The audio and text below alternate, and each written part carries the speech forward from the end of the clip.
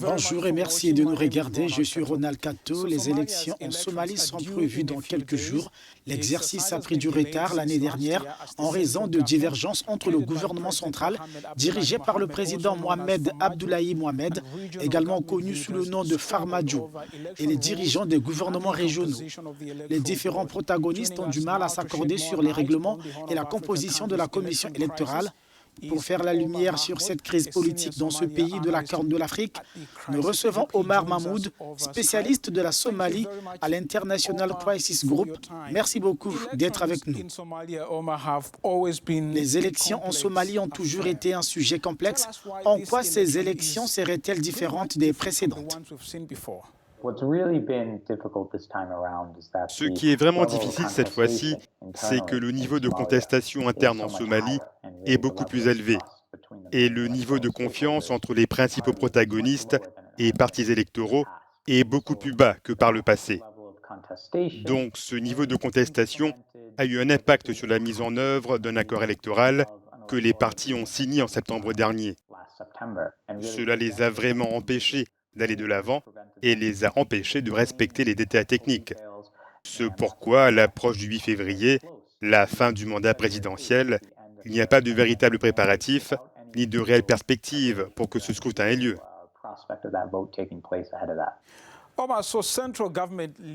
Des dirigeants du gouvernement central, dont le président Farmajo, rencontrent les responsables régionaux à Djoussamareb pour tenter de parvenir à un consensus avant le scrutin. Qu'en pensez-vous?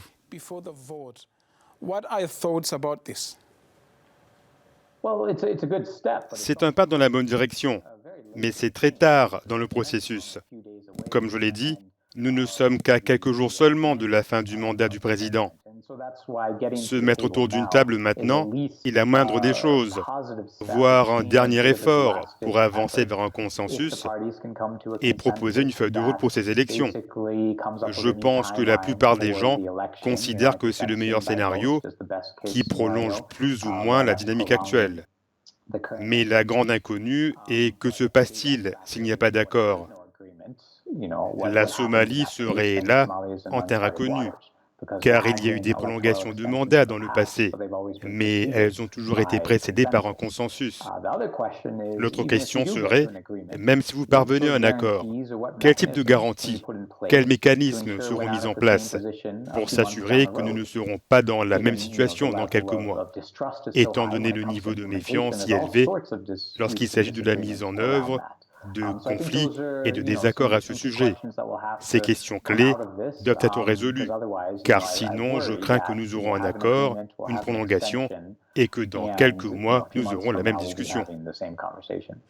Les combats entre le gouvernement de Mogadiscio et ses États sont un sujet récurrent. Que pourrait-on faire pour les éviter ou même réduire les risques d'un conflit armé à l'avenir?